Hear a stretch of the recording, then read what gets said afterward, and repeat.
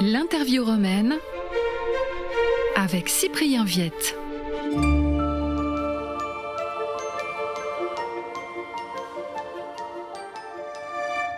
Philippe Oringo, bonjour. Vous êtes l'ambassadeur de Monaco auprès du Saint-Siège depuis 2022, depuis près de 4 ans. La principauté de Monaco s'apprête à vivre un moment historique avec l'accueil du pape Léon XIV le samedi 28 mars.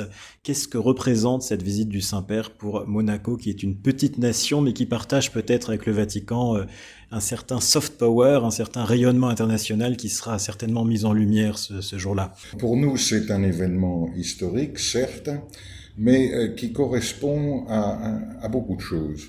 D'abord, ça met fin à un paradoxe qui était que le seul État catholique d'Europe n'avait pas encore reçu la visite d'un souverain pontife. La deuxième chose, c'est que Monaco, au-delà des apparences et des poncifs que nous connaissons tous, a une église qui est particulièrement dynamique. Ce n'est pas seulement une église ancrée dans la tradition, puisque nous sommes guelfes comme la dynastie des Grimaldi, mais aussi parce que toutes les nationalités qui travaillent en principauté ont, pour l'essentiel, une vieille tradition catholique. Il y a ce fond culturel qui forge notre identité nationale. Et c'est tellement vrai que la cathédrale est vraiment notre lieu de rassemblement, l'essentiel de l'année, et Sainte-Dévote, l'église de Sainte-Dévote aussi. Alors nous avons bien d'autres chapelles, bien d'autres églises en principauté, mais ce sont deux bâtiments qui symbolisent très fort notre identité nationale, et ce d'autant plus que l'état du monde ne pourrait que nous inciter à avoir un petit peu plus d'espérance, et l'espérance, on ne l'a que si on croit.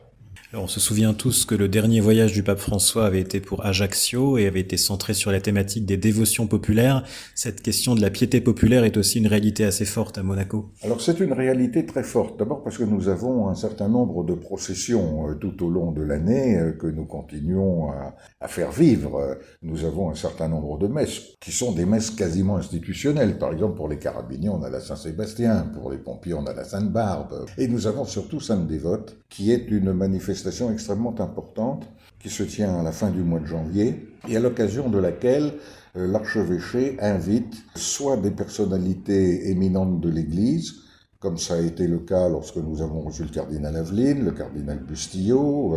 On essaye par là de montrer que nous aussi, cette piété populaire qui est typiquement méditerranéenne est vivante à Monaco. Alors, c'était une joie pour nous de voir le pape François aller en Corse, se rendre compte de la réalité de l'île. Et nous en sommes d'autant plus contents que nous partageons avec eux d'avoir Sainte-Dévote comme sainte patronne, n'est-ce pas? Voilà.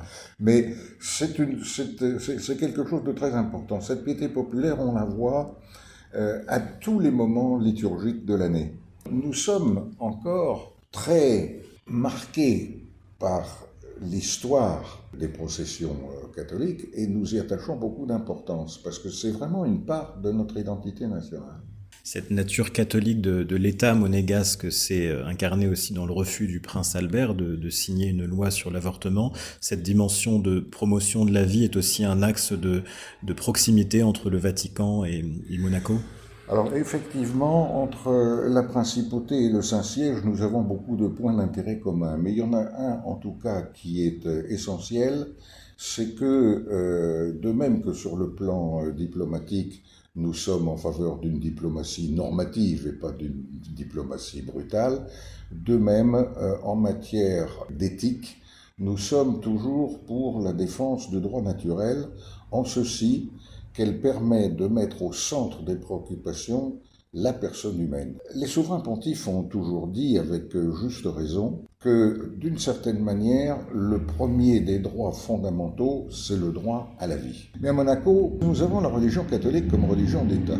Pour les catholiques, c'est devenu quelque chose de rare. Mais l'idée principale de la religion d'État, c'est que les préceptes de cette religion doivent servir de guide à la conception que l'on a de la morale et de l'éthique. Et je crois que le Saint-Siège a apprécié le courage dont a fait preuve le prince souverain en interrompant le processus législatif à un moment où d'ailleurs il n'existait objectivement aucune raison de relancer le débat en principauté. Nous avions en son temps accepté que dans les cas les plus dramatiques, il puisse naturellement y avoir une interruption de grossesse. Ça n'avait pas non plus fait beaucoup plaisir à l'Église, n'est-ce pas, qui elle a une vision inconditionnelle et absolue. Mais nous ne souhaitions pas aller au-delà de ce qui était raisonnable. C'est d'ailleurs toute la difficulté dans un État qui a une religion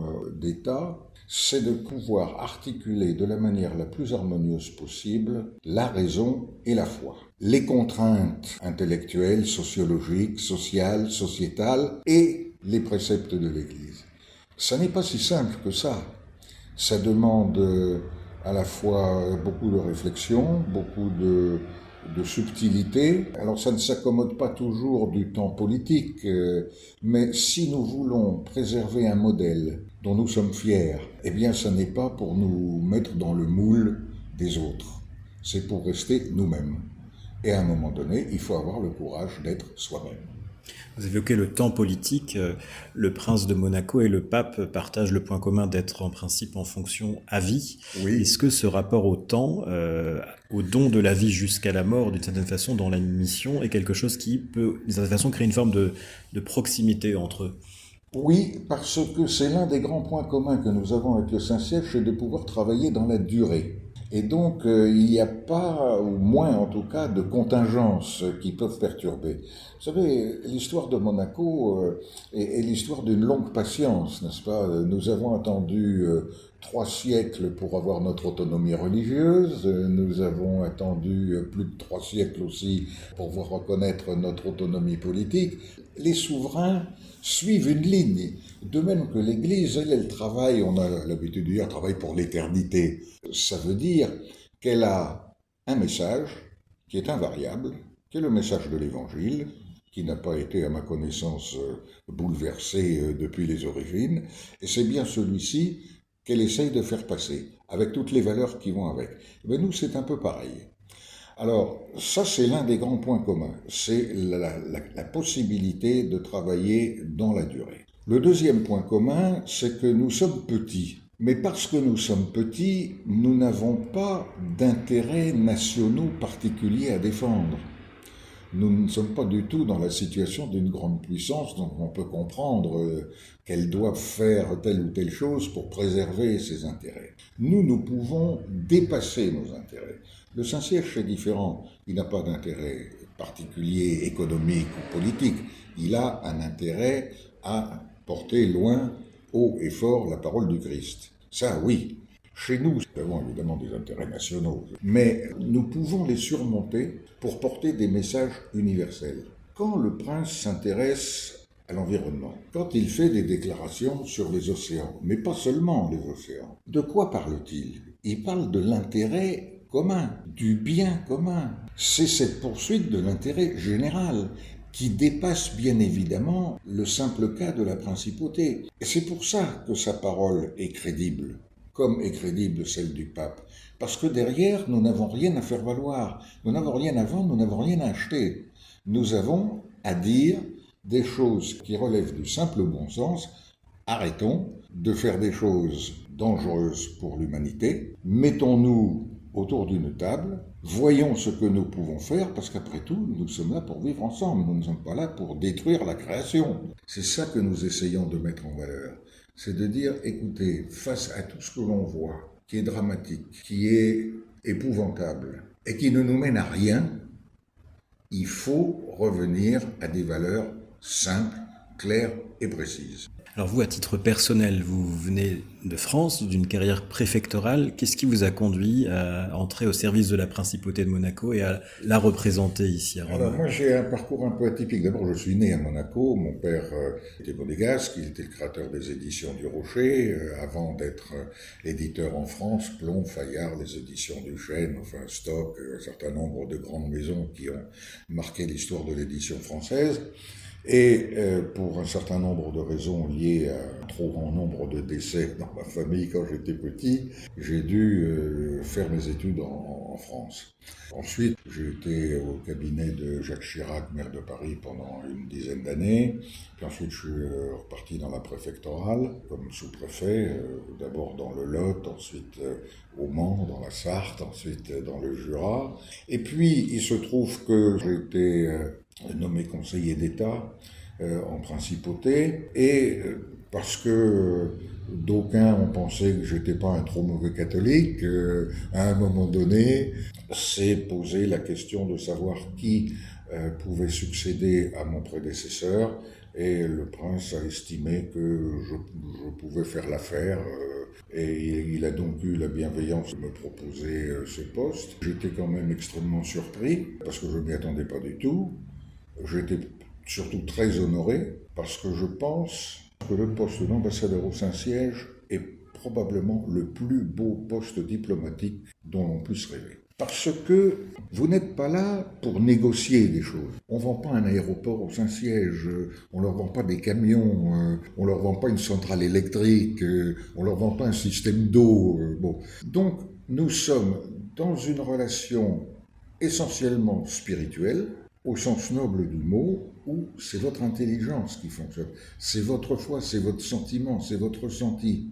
Et donc, c'est tout à fait autre chose. C'est un poste totalement atypique, mais totalement atypique. Ça n'a rien à voir avec une ambassade normale. Évidemment, il y a beaucoup de représentations parce qu'il faut que vous puissiez faire en sorte que votre pays existe dans le concert des nations, surtout quand on est petit. Alors, ça oblige à en faire un peu plus. Quand on est petit, il faut faire un petit peu plus. Et je pense que le Saint-Siège voit que nous ne mentons pas, nous ne trichons pas, nous ne nous faisons pas plus beaux que nous sommes, nous ne nous faisons pas plus catholiques que nous sommes. Nous essayons de leur montrer que nous sommes en phase avec les valeurs que nous partageons et que nous essayons de concrétiser. L'une des choses qui m'a toujours stupéfait, c'est la qualité intrinsèque du travail accompli par les services de la secrétaireté d'État, alors qu'ils sont très très peu nombreux. Je suis bluffé par la qualité du travail, par la qualité de la production intellectuelle. Quand on entend les homélies du pape, les discours du pape, quand on entend les discours du cardinal secrétaire d'État, il y a une qualité de rédaction, une qualité de concision, une qualité d'analyse que l'on retrouve finalement assez rarement ailleurs. Ce sont des messages qui sont conçus, rédigés, prononcés de manière extraordinairement remarquable. Un seul exemple qui est très parlant. Tout le monde a été admiratif lorsque le Saint-Père, dès son élection, est apparu au balcon et nous a parlé de la paix. La paix désarmée et désarmante. Ils savent faire passer un message qui ne peut que parler au cœur des gens. Si ça ne parle pas aux gens, alors là, il y a de quoi s'inquiéter. L'interview romaine avec Cyprien Viette.